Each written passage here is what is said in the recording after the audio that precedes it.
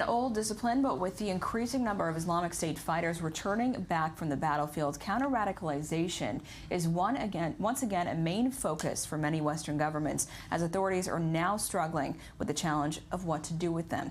But does it work? I-24 News defense correspondent Anna Ehrenheim with the story. It was once a mighty army.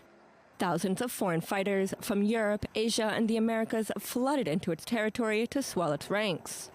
But 2.5 years after the Islamic State rampaged through Iraq and Syria, the jihadist group isn't just losing territory, it's losing fighters. Thousands of its soldiers are returning to their countries of origin. It's a repeat of Afghanistan in the 1980s. Once the Soviet enemy withdrew, battle-hardened Arabs who waged holy war against the invaders went home.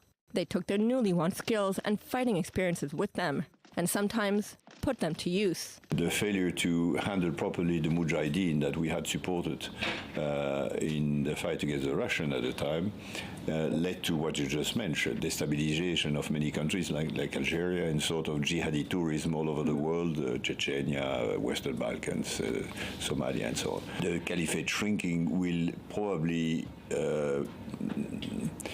lead to more attack in the West in the coming months. Nowadays, the fighters aren't only returning to homes in Arab countries, but also to Europe and the Americas. And the EU doesn't have a unified policy for dealing with these returnees. We have set up a big network called the Radicalization Aware Network, which connects field practitioners, and we're probably more than 2,000 field practitioners working in education, in prison, at local level, on internet, on de-radicalization, so all aspects of the process, and we try to learn from each other. But it's not only Europe facing the threat. The United States has adopted a policy framework based on the life cycle of a foreign fighter. Number 1, detect and intervene when motivation to resort to violence emerges at an early stage. Number 2, work with international partners to stop or hinder travel abroad. And number 3, consider the possibility of reintegrating returnees based on accurate intelligence. Another Western country, Canada, is also concerned. What Canada has is people who have been doing this work quietly, voluntarily, and without much fanfare.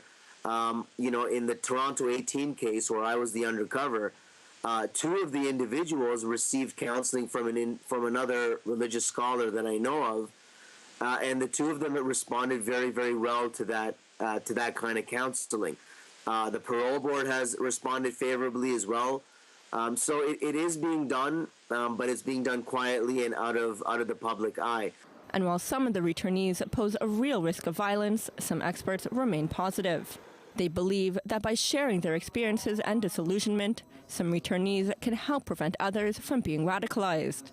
Nevertheless, the dwindling so-called caliphate, while welcomed, may mark the beginning of a new and perhaps more dangerous fight against terrorism, as Western countries struggle to contain and de-radicalize returning citizens, some of whom are returning even with children born and raised under IS rule, who know nothing but violence and death. So, Anna, we just watched your report there. Talk about these returnees. Who are they, and does this process work, de-radicalization? Excuse me.